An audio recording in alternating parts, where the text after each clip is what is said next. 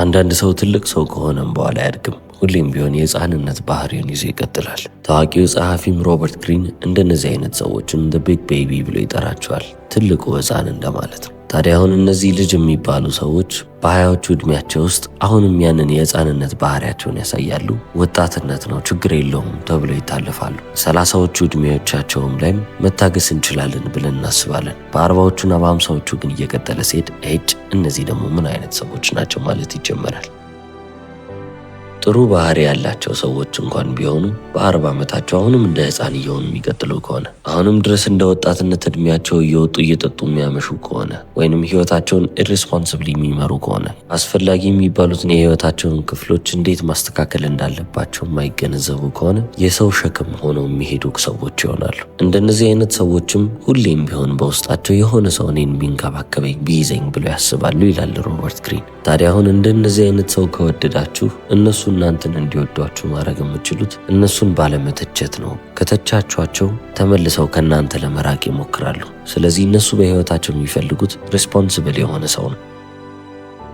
ስለዚህ እናንተ ያንን ሮል ሞልታችሁ ልትንቀሳቀሱ ይገባል። ትዕግስተኛ ትሆናላችሁ። ማዘዝ ያለባችሁን ነገር ታዟቸዋላችሁ። እነሱ እናንተ ላይ እንዲተማመኑ ማድረግ ነው የሚጠበቅባችሁ። እንዲህ አይነት ሰው እናንተን እያመናችሁ በእናንተ ትከሻ ላይ እንዲቀመጥ የምትፈልጉ ከሆነ በዚህ መንገድ ነው ማድረግ የምትችሉት ይላል። ሌላኛው አይነት ሰው ደግሞ ዘ ሬስኪዩር የሚባል አይነት ሰው ነው። ሰው መጠገን የሚያስደስታቸው ሰዎች አጋጥሟቸው አያውቅም? የተሰበረ ሰው ሲያገኙ ከዛ ሰው ጋር ፍቅር ይይዛቸዋል። ቆይ እኔ እጠግነዋለሁ፣ እኔ አስተካክለዋለሁ ትላለች። እሱም ደግሞ ልቧ ተሰብሯል። ቆይ እኔ እጠግናታለሁ፣ እንደገና ደስተኛ ያረጋታለሁ፣ ለእኔ የተለየች ትሆናለች ብሎ ያስባል። ሮበርት ግሪን ዘ ሬስኪዩር የሚባለው ሰው በአንድ ሰው ላይ ሐዘንን ካየ፣ በአንድ ሰው ላይ መከራንና ስቃይን ካየ፣ በተጨማሪም በቀላሉ እንደሚጠቃ ካወቀ ወዲያው ተጣድፎ ያንን ሰው ለማዳን ይሞክራል ይላል። ከላይ ስታዩት ካይንድነስ ወይንም ደግሞ ቅንነት ሊመስል ይችላል። ከታች ግን ነገሮችን የሚያስተካክል ሰው የመሆን ፍላጎት ስላላቸው ነው።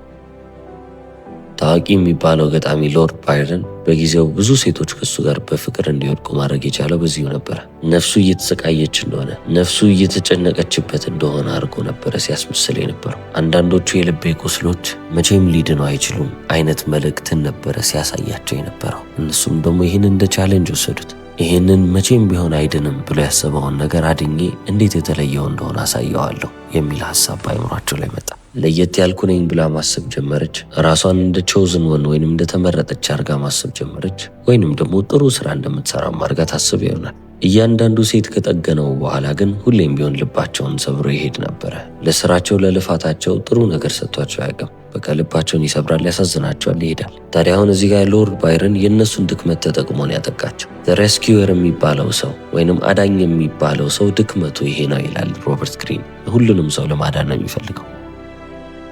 እነሱን የሚማርካቸው ነገር ፐርፌክሽን ወይንም ፍጹም የሆነ ነገር ሳይሆን ፔን ነው ወይንም ህመም ነው። ያንን ሰው ሳይሆን እያፈቀሩ ያሉት ህመሙን ነው የሚያፈቅሩት። ይሄ ሰው እየተሰብሯል፣ እኔ ጠግነዋለሁ ነው የሚሉት። ስለዚህ ሬስኪዩር የሚባል ሰው በህይወታችሁ እስካጋጠማችሁ ለእነሱ ፐርፌክት ለመሆን አትሞክሩ። ምንም እንዳልሆናችሁ እንደ ማንኛውም ሰው ኖርማል እንደሆናችሁ ካወቁ እናንተን ትተዋችሁ ይሄዳሉ ይላል። እነሱ አክቲቭሊ እየተመለከቱ ያሉት ነገር ህመምን ነው። የእናንተን የልባችሁን ቁስል ማሳየት የምትችሉ አይነት ሰዎች ከሆናችሁ እነሱ ያንን ቁስል መጠገን እንችላለሁ ብለው ይመጣሉ። ሬስኪዩር የሚባሉ አይነት ሰዎች የፍቅር አጋር ሲመልጡ በጣም መጥፎ የሚባል የድሮ ህይወት ያላቸውን ሰዎች የመምረጥ እድላቸው ከፍ ያለ ነው ይላል። ምስቅልቅል ያለ የድሮ ታሪክ ካላችሁ ለእነሱ ይመቻቸዋል። ብዙ ማስተካከለው ነገር አለ ብሎ ልባቸው ኤክሳይትድ ይሆናል። ስለዚህ በአካባቢያችሁ ላይ የወደዳችሁት ሬስኪዩር ካለ እናንተ ጥንካሬያችሁን አታሳዩ። እንደውም ድክመታችሁን ወይንም ቁስላችሁን አሳዩአቸው። ምን ያህል እንደተጎዳችሁ፣ ህይወት ምን ያህል አንፌር እንደሆነች ወይንም ደግሞ ምን ያህል ፍትሃዊ እንዳልሆነች፣ በተጨማሪም ደግሞ የሚረዳችሁን ሰው እንደምትፈልጉ ንገሯቸው ይላል።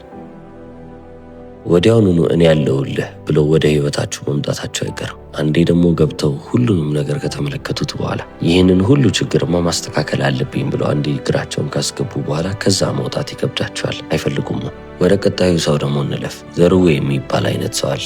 ዘሩዌ የሚባል ሰው ሁሉንም የህይወት ኤክሳይቲንግ የሚባለውን ወይንም ደግሞ የሚያጓጓቸውን ነገሮች እንዳለ አባረው መያዝ የቻሉ ሰዎች ናቸው ይላል። በጣም ብዙ የሚፈልጉትን ነገር ከማግኘታቸው የተነሳ እያንዳንዱ ነገር ከአቅም በላይ ስለሆነባቸው ስለበዛባቸው ድብርት ይመጣል። ሁሉንም የምፈልገውን ነገር አይቻለሁ፣ ሁሉንም የምፈልገውን ነገር አድርጌያለሁ፣ ስለዚህ ከዚህ በኋላ ምንም የሚያጓጓኝ ነገር የለም ይላሉ። በጣም ብዙ ጊዜ ይሄ ነገር የሚያጋጥመው ታዋቂ የሚባሉ ሰዎች ላይ ነው። በጣም ታዋቂ ፊልም አክተሮች ወይንም ደግሞ ሙዚቀኞች በህይወታቸው የሚፈልጉትን ነገር እንዳለ ገንዘብ መግዛት የሚችለው ነገር እንዳለ አግኝተዋሉና ምንም ነገር የማይደንቀው ሰው ሆነው መቀመጥን ይችሉበታል። ነገር ግን የሆነ ሰው በህይወታቸው ሲገባ ያ ሰውም ደግሞ በጣም ፕሌይፉል ከሆነ ተጫዋች ከሆነ ያልተበከለና ንጹህ ከሆነ ወዲያውኑ የልባቸውን ዘበኛ ዞር በል ይሉትና ለዛ ሰው ልባቸውን ለመስጠት ይፈልጋሉ። አሁን ኤክሳይት እያደረጋቸው ያለው እያጓጓቸው ያለው እስከ ዛሬ ያላገኙትን ዲዛየር ማግኘት፣ እስከ ዛሬ ያላደረጉትን ነገር ማድረግ ሳይሆን እስከ ዛሬ ድረስ ሲፈልጉ የነበሩት ግን ያጡት የውስጣቸውን አንዱን አካል አገኙ። በሌላ ሰው ማንነት ውስጥ ተመስሎ መጥቶላቸዋል። ስለዚህ ያ በውስጣቸው ሲናፍቁት የነበረውን ነገር በሌላ ሰው ላይ ሲመለከቱ ያንን ሰው መፈለግ ይጀምራሉ። እነሱም ደግሞ የሚወዱት ምንም ነው ካላችሁ መፈለጉን ነው። ምክንያቱም ሁሉንም ነገር አይተዋሉ። ምንም የሚፈልጉት ነገር የለም። አሁን ግን እናንተ እንደዛ ሆናችሁ በመምጣታችሁ የተነሳ እናንተን መፈለግ ሲጀምሩ ያ ስሜት ለነሱ አዲክቲቭ ይሆናል። ስለዚህ አሁን በአካባቢያችሁ ላይ ጥሩ የሚባል አይነት ሰው ካለና ከወደዳችሁት እነሱ ከእናንተ የሚፈልጉትን ነገር ማወቅ አለባችሁ። ፍሬሽ መሆን አለባችሁ። ያ ማለት ልባችሁ ንጹህ መሆን አለበት፣ ኢነሰንት መሆን አለባችሁ ማለት ነው። በተጨማሪም ደግሞ ሬዚስተንስ ሊኖራችሁ ይገባል። በቀላሉ ልባችሁን አሳልፋችሁ አትስጡ። ምክንያቱም እንደነዚህ አይነት ሰዎች ቀላል የሆነውን ነገር በፍጹም አይወዱ። እንዳልኳችሁ የሚፈልጉት ነገር ያንን ነገር መፈለግ ነው። ስለዚህ እናንተን መፈለጋቸው ኤክሳይት የሚያደርጋቸው ከሆነ በደንብ ይፈልጓችሁ፣ ሰርተው እንዲያገኟችሁ አድርጓቸው ማለት ነው። ወደ ቀጣዩ ደግሞ እንለፍ። አይዶላተር የሚባል ሰው እናገኛለን። በዚህች ዓለም ላይ አንዳንድ ሰዎች አሉ አንድን ነገር ከራሳቸው በላይ ከፍ አድርገው ካላደነቁ፣ ካላመኑበት፣ ካላመለኩት ደስ የማይላቸው አይነት ሰዎች አሉ። ሁሌም ቢሆን ተራ ብለው ከሚያስቡት ሰው የተሻለ የሚባለውን የሚፈልጉ ናቸው። ሰውም ባይሆን የሆነ ነገር መፈለጋቸው አይቀርም። በውስጣቸው የሚሰማቸው ባዶነት በቀላሉ ለሌላ ሰው እንዲወድቁ ወይንም ደግሞ በቀላሉ ሌላን ሰው እንዲያፈቅሩ ተጠቂ ሊያረጋቸው ይችላል። ከልባቸው የሚፈልጉት ምን አይነት ሰው ነው ካላችሁ እነሱ አይዲየል ብለው ያሰቡትን ወይንም ደግሞ አይዶላይዝ ሊያረጉ የተዘጋጁትን አይነት ሰው መስሎ የሚቀርብላቸውን ሰው ነው። ለነሱ አንድን ሰው አይድል የሚያስብለው ነገር ስትሬንግት ወይንም ጥንካሬ፣ ንጽህና፣ በተጨማሪም ደግሞ ክሪኤቲቪቲ ወይንም ደግሞ የፈጠራ ችሎታ ሊሆን ይችላል። ታዲያ አሁን እናንተ እነዚህን ኳሊቲዎች እየተላበሳችሁ በመጣችሁ ቁጥር እነሱ ወደ እናንተ እየተሳቡ ይመጣሉ። አብዛኛውን ጊዜ ደግሞ እንደነዚህ አይነት ሰዎች የሚያደንቁት ወይንም ደግሞ በማምለክ ደረጃ የሚወዱት ነገር እነሱ ጋር የሌለ ነገር ግን እዛ ጋር አለ ብለው የሚያስቡት ነገር ነው። ስለዚህ እናንተ ያንን ካወቃችሁና ያንን ተላብሳችሁ የምትመጡ አይነት ሰዎች ምስላችሁ ከቀረባችሁ እነሱ ወደ እናንተ የመሳብ እድላቸው በጣም ቀላል። እስቲ ዓለማችን ላይ ታዋቂ የሚባሉትን ሴሌብሪቲዎችን ተመልከቷቸው። እንደነዚህ አይነት ታዋቂ የሚባሉ ሰዎችን ስትመለከቱ ብዙ ተከታይ ያላቸው አይደለ? ታዲያ ተከታዮቻቸውም እነዚህ ታዋቂ የሚባሉ ሰዎች የሚለቁትን ፖስት የሚያደርጉትን ነገሮች እንዳለ እየተመለከቱ በእነሱ መሰረት በእነሱ አካሄድ ለመሄድ የሚሞክሩ ሰዎች ናቸው። ታዲያ አሁን እነዚህን ታዋቂ የሚባሉ ሰዎችን እንደ አምላክ ሲያመልኳቸው ስትመለከቱ ምናልባትም ያንን ሰው በጣም ስለወደዱት ነው ብላችሁ አስባችሁ ይሆናል። ነገር ግን ከዛ ሰው ጋር የሚያገናኘው ምንም ነገር የለም። በውስጣቸው ያለ ባዶ የሆነ ቦታ አለ። ያቺን ባዶነት የሚሞላልኝ ምክንያት ወይም የሚሞላልኝ ትርጉም ይሄ ነው ብለው አስበው ነው እንግዲህ ቀኑንና ማታውን ሙሉ ኦብሰስ ሲያደርጉ የሚሉት። ታዲያ እንደዚህም አይነት ሰውን ለማማለል በጣም ቀላል ነው። ኤምብሬስ ቲያትሪካሊቲ ይላል ሮበርት ግሪን። ሞር ኤክስፕሬሲቭ ሁኑ ወይንም ደግሞ በደንብ ራሳችሁን መግለጽ መቻል አለባችሁ። ምንም አይነት ቁጠባ የሚባል ነገር የለም። በራሳችሁም እርግጠኛ ሆናችሁ ብታወሩ ይገባል። መገኘታችሁም ደግሞ የሚታወቅላችሁ የሚታይላችሁ አይነት ሰዎች ነው። ታዲያ እንደነዚህ አይነት ሰዎች ሁሌም ቢሆን አይምሯቸው አያርፍም። በተጨማሪም ደግሞ ተጠራጣሪ ናቸው። ስለዚህ እነሱን ለማሳመን ብላችሁ ብዙ ቃላቶችን፣ ብዙ ምክንያቶችን ለማቅረብ አትሞክሩ። የትኛውም አይሰራም። እነሱን ለመማረክ ፊዚካል የሆነ ነገር ያስፈልጋቸዋል። ስለዚህ የሆነ አክቲቪቲ ላይ ይዟቸዋቸው ውጡ። አዲስ ቦታ ጎብኙ፣ አንድ ላይ ጨፍሩ። የሆነ ነገር ብቻ ማድረግ አለባቸው፣ ፊዚካል የሆነ ነገር። ምክንያቱም ቃላቶች እነሱን የሚገዟቸው ነገሮች አይደሉም። ምክንያታዊም ሊሆን ካላቸው አይምሯቸው ሁሌም ቢሆን ይጠራጠራቸዋል። ከዚህ በተጨማሪም ደግሞ እንደነዚህ አይነት ሰዎች በራሳቸው የመተማመን እድላቸው በጣም ዝቅ ያለ ነው። ስለዚህ ወደ ከፍታ ልትወስዷቸው አይገባም። የራስ መተማመናቸውን እንድጨምሩላቸው አይደለም የሚፈልጉት። እነሱ ከታች ሆነው እናንተን ከላይ አድርገው መመልከትን ብቻ ነው የሚፈልጉት። ስለዚህ አንቺ እኮ እንደዚህ ነሽ፣ አንቺ እኮ ውብ ነሽ፣ አንቺ እኮ በራስሽ መተማመን አለብሽ ብትሏት ሮጣ የምትሄድባቸው አይነት ልጅ ነች። እሷ የለመደችው ወይ እሱ የለመደው ያንን ታዋቂ የሚባለውን ሰው ከሱ በላይ አድርጎ እንደመመልከት ነው። እናንተም እንደዚህ አይነት ሰውን መማረክ የምትፈልጉ ከሆነ የምርም ከነሱ በላይ እንደሆናችሁ ልታውቁ ይገባል። ምክንያቱም እነሱ ያንን ነው የሚፈልጉት። ወደ ቀጣዩ ሰዳክቲቭ ቪክቲም እንለፍ። ሰንሹዋሊስት የሚባሉ አሉ። ዓለማችንን በአይናቸው ከሚመለከቱት በላይ ፊል የሚያደርጉት ወይንም የሚሰማቸው ምናልባትም በከለር ሊሆን ይችላል፣ በሽታ ሊሆን ይችላል፣ ወይንም ደግሞ በንክኪ በሙዚቃም ሊሆን ይችላል። ዓለምን ፊልም የሚያደርጉ በስሜት መልክ የሚረዱ ሰዎች ናቸው። እንደነዚህ አይነት ሰዎች በጣም ቀላል ናቸው። እነሱን ለመማረክ የሚያስፈልገው ነገር የስሜት ሕዋሶቻቸውን መማረክ ነው ይላል። እንግዲህ ዓይን ያያል፣ ጆሮ ይሰማል፣ አፍንጫ ያሸታል፣ ምላስ ይቀምሳል፣ እጃቸውም ደግሞ ይነካል። አሁን እነዚህን ነገሮች እንዳለ ማስተር ካረጋችሁ እነሱንም ማስተር ታረጋላችሁ። ስለዚህ አሁን እንዴት ልማርካቸው ብላችሁ ካሰባችሁ በጣም ትናንሽ የሚባሉ ዲቴይሎችን ማስተዋልና ልብ ማለት ነው የሚጠበቅባቸው። አካባቢያቸው ላይ ስትሆኑ ወይንም ከነሱ ጋር የመውጣት እድል ስታገኙ የምትወስዷቸው ቦታ ሙዚቃ ያለበት፣ ጥሩ ሽታ ያለበት እናም ደግሞ ከለርፉል የሆነ ቦታ ቢሆን ይመረጣል። ሌሎቹንም የስሜት ሕዋሶቻቸውን መጠቀም መቻል አለባቸው። መንካትና መቅመስ የሚለውንም ደግሞ አስምሩበት። የእነሱ የስሜት ሕዋሶች የበለጠ እየሰሩ በሄዱ ቁጥር ዲፌንሳቸው ወይም የመከላከል አቅማቸው ዝቅ እያለ ይመጣል። ትክክለኛ ማንነታቸውን ወይም ትክክለኛ ገጽታቸውን እያያችሁ ትመጣላችሁ። ቅንጡ ቦታ እየሄደች ምሳና እራት መብላት የምትፈልግን ልጅ አስቡ። ወይንም ደግሞ ዲዛይን የምትወድ ወይንም ትራቭል ማድረግ የምትፈልግን ልጅ አስቡ። ኢንስታግራሟ ላይ ስትገቡ የምትመለከቱት ሰንሴት ሊሆን ይችላል፣ ፀሐይዋ ስትጠልቅ፣ የሚያማምሩ አለባበሶች ወይንም ደግሞ አስቴቲክ የሚባሉ ሾቶች ወይንም ፎቶግራፎችም ሊሆን ይችላል። ምናልባትም ሾዋፍ እያደረጉ ነው፣ እየጎረሩ ነው ትሎ ይሆናል። ነገር ግን እየጎረሩ አይደለም። እያሳያችሁ ያሉት ነገር እኔ የምፈልገው ነገር ይሄ ነው፣ እኔን ወደ ህይወት የሚያመጣኝ ነገር ይሄ ነው እያሉ። ታዲያ ሴንሹሊስት ከሚባሉት ሰዎች ጋር ከወጣችሁ መቼም ቢሆን ቃላቶች ይገዟቸዋል ብላችሁ አታስቡ። እነሱ ኤክስፒሪየንስን የሚያስቀድሙ ናቸው። አለባበሳችሁ ትልቅ የሚባል ቦታ አለው። በተጨማሪም የምትከፍቱት ሙዚቃ፣ የተቀባችሁት ሽቶ እነሱን ለመማረክ አይደለም እየሞከራችሁ ያላችሁት። የስሜት ሕዋሶቻቸውን ወይንም ሴንሶቻቸውን ወደ ህይወት ለማምጣት ነው የምትሞክሩት። ያንን ስታደርጉ እነሱ ከእናንተ ውጭ ምንም አይነት ሰው አይታያቸውም። በቃ ይሄ ነው ለእኔ ይላሉ።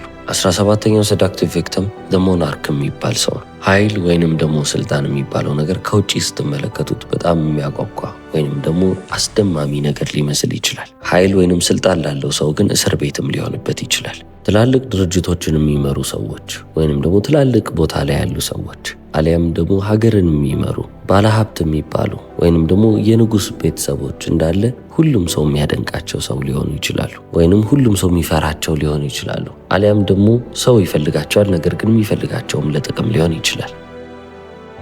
ልባቸው ግን አጥብቆ የሚፈልገው ነገር ምንድነው ካላችሁ ከልቡ ሆኖ የሚቀርባቸው ሰው።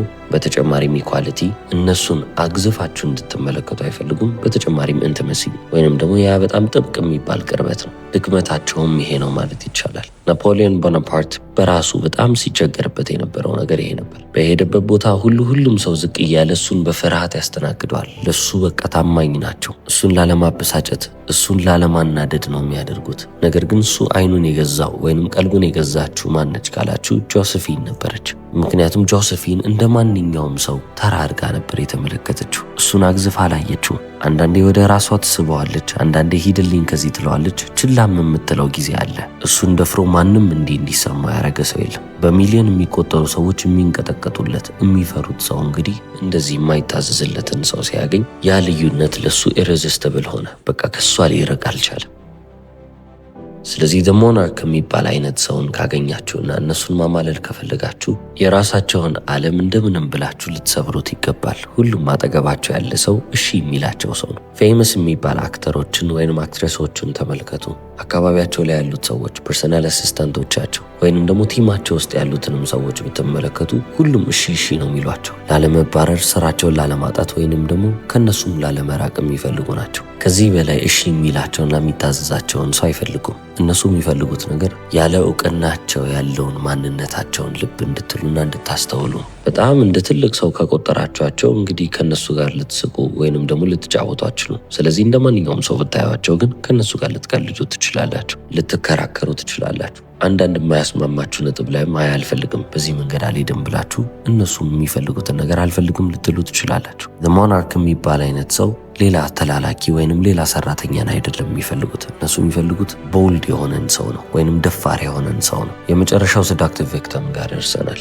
አንድሮጂነስ የሚባል ነው። ሁሉም ሰው የራሱ የሚባል የታፈነ ማንነት አለው። ከላይ ስታዩት ኮንፊደንት መስሎ፣ ስትሮንግ መስሎ፣ ጠንካራ መስሎ፣ በተጨማሪም ደግሞ ቆራጥ መስሎ ሊቀርብ ይችላል። ከውስጡ ግን እንድታወጡለት የሚፈልገው የራሱ ሳይድ አለው። ኤምፓቲ፣ ሐዘኔታ፣ ክሬቲቪቲ፣ የፈጠራ ችሎታ ወይንም ደግሞ ነርቸሪንግ የመንከባከብ ችሎታን ይፈልጉ ይሆናል። እነዛን ኳሊቲዎች የበለጠ የሚያወጣላቸውን ሰው ነው የሚፈልጉት፣ ምክንያቱም በመጨረሻ ሙሉ መሆንን ስለሚፈልጉ። ስለዚህ እንደዚህ አይነት ሰውን ማማለል ከፈለጋችሁ ራሳችሁን በአንድ ሳጥን ውስጥ አትክተቱ። ጥንካሬን አሳዩ፣ አትሴም ታይም ደግሞ ስስ የሆነውንም ጎናችሁን አሳዩቸው። በጣም ደፋር ሁኑ፣ በተመሳሳይ ሰዓትም ደግሞ ሴንሲቲቭ የሆናችሁበትም ሰዓትና ጊዜ እንዳለው ማወቅ አለባቸው። በተጨማሪም በህግ እንዳልታሰራችሁ ማወቅ መቻል አለባቸው። አንተ እንዲህ ነህ ስለዚህ እንዲህ መሆን አለብህ የሚለው ነገር በእናንተ ላይ እንደማይሰራ ማሳየት መቻል አለባችሁ ማለት ነው። The Art of Seduction በሮበርት ግሪን ተጽፏል።